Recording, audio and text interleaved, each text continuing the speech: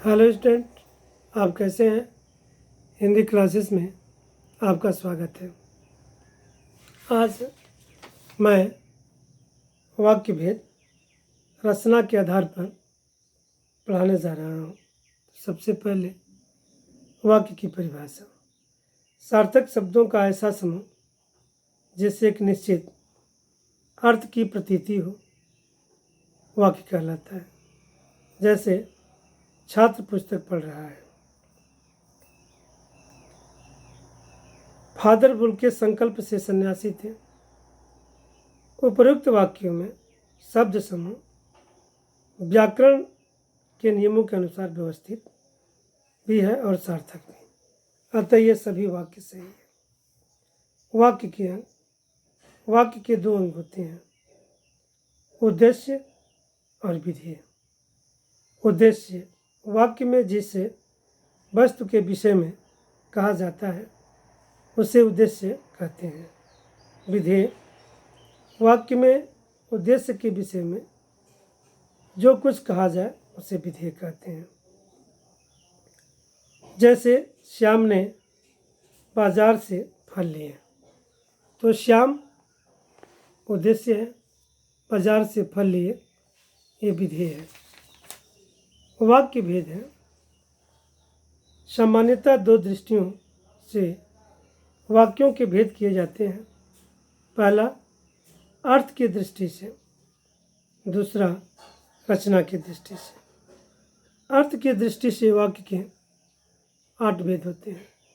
विधानवाचक वाक्य, प्रश्नवाचक वाक्य, आज्ञावाचक वाक्य, निषेधवाचक वाक्य, विस्मयवाचक वाक्य, संदेहवाचक वाक्य, इच्छावाचक वाक्य और संकेतवाचक वाक्य। रचना के दृष्टि से वाक्य के 3 भेद होते हैं, सरल वाक्य, मिश्र वाक्य और संयुक्त वाक्य।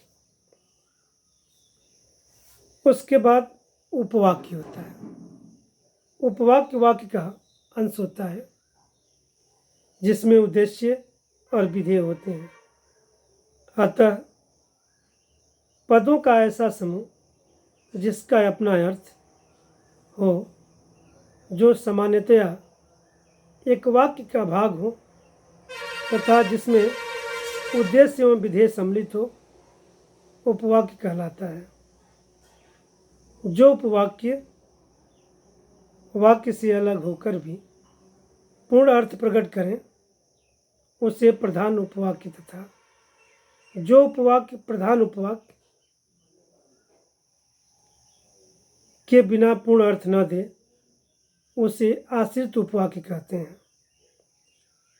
उदाहरणार्थ, यदि बस आ जाए तो मैं चल पड़ूं, यहाँ तो मैं चल पड़ूं प्रधान उपवाक्य है। उपवाक्य 3 प्रकार के होते हैं। पहला संज्ञा उपवाक्य, दूसरा विशेषण उपवाक्य, तीसरा क्रिया विशेषण उपवाक्य होता है। संज्ञा उपवाक्य, जो आश्रित उपवाक्य प्रधान उपवाक्य की क्रिया के कर्ता कर्म अथवा क्रिया पूरक के रूप में प्रयुक्त हो, उन्हें संज्ञा उपवाक्य कहते हैं। संज्ञा उपवाक्य के आरंभ में की शब्द होता है। जैसे माँ ने बचपन में ही घोषित कर दिया कि लड़का हाथ से गया। कि लड़का हाथ से गया आश्रित उपवाक्य है।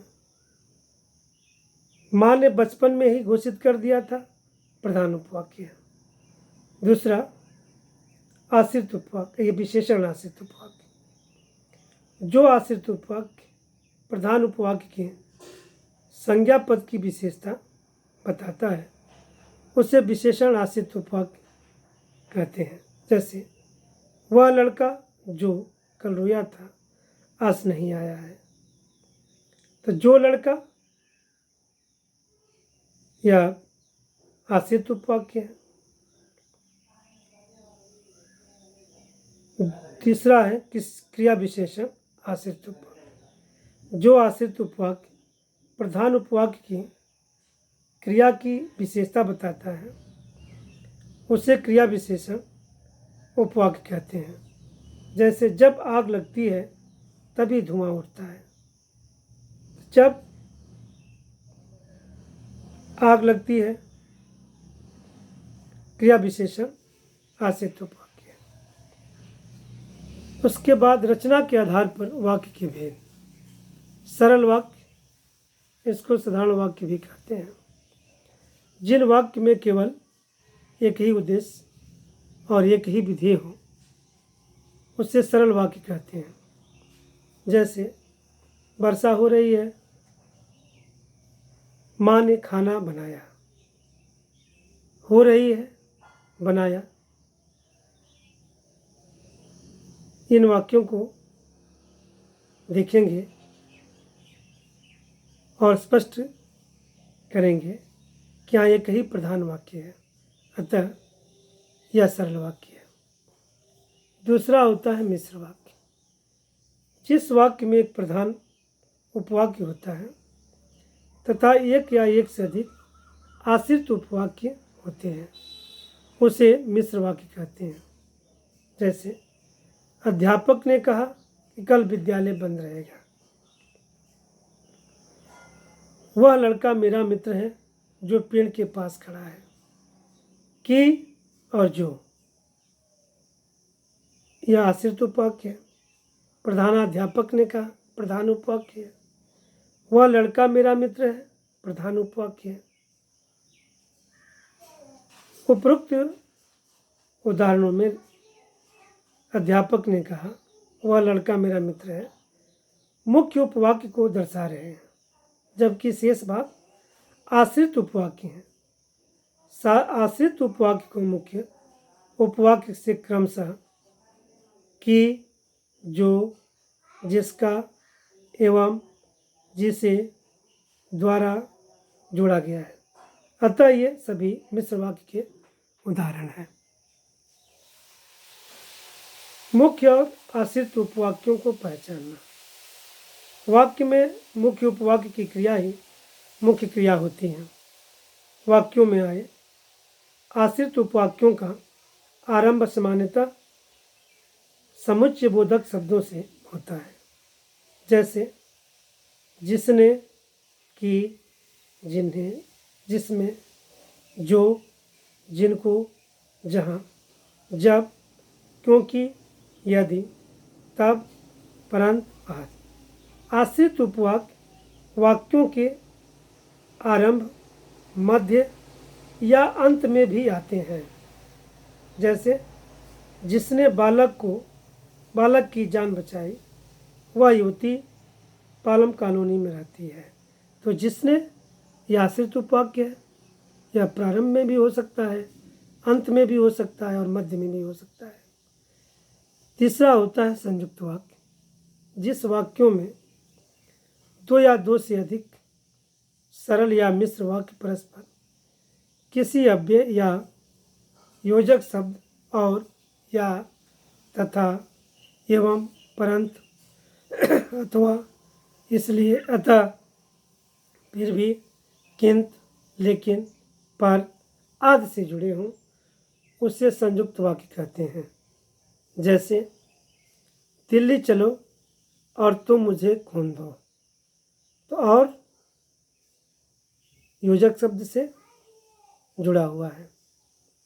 वाक्य जो है योजक शब्द से जुड़ा हुआ है। इसके बाद वाक्यों का रूपांतरण या परिवर्तन होता है। रूपांतरण को ही परिवर्तन कहते हैं। वाक्य रूपांतरण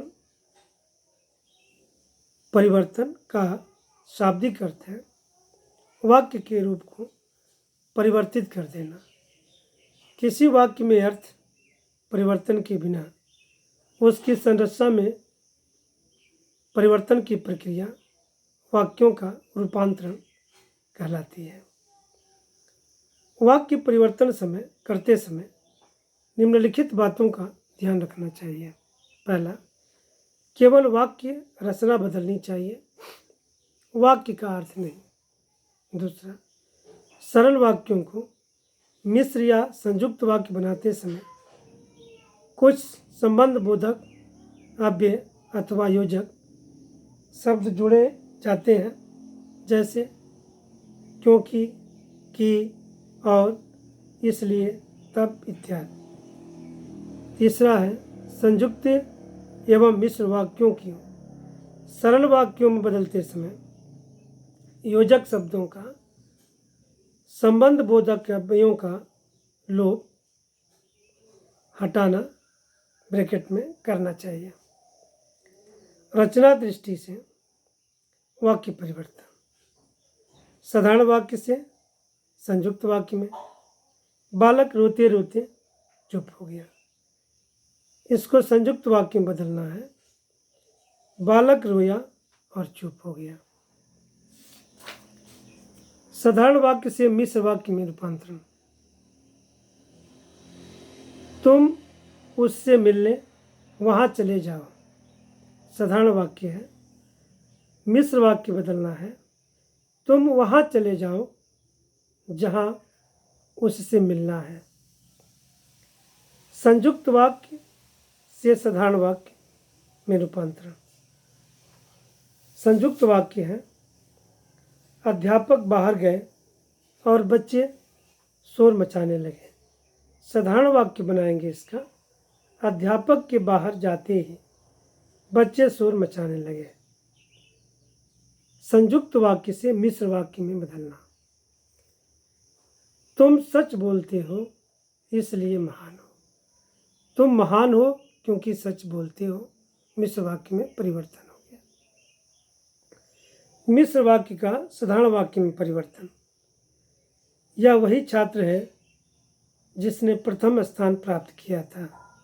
इसको साधारण वाक्य में बदलना है, यह प्रथम स्थान प्राप्त करने वाला छात्र है।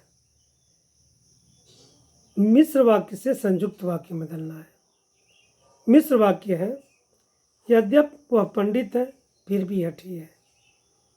संयुक्त वाक्य में वह पंडित है किंतु हठी है।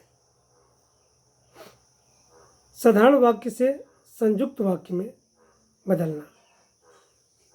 उनकी शर्त मानकर वह भारत आए। इसको संयुक्त वाक्य में बदलना है, उन्होंने उनकी शर्त मान ली और वह भारत आ गए। इसी साधारण वाक्य को मिश्र वाक्य में बदलना है, वह भारत इसलिए आ गए क्योंकि उन्होंने उनकी शर्त मान ली। इस प्रकार से यह वाक्य के भेद हैं।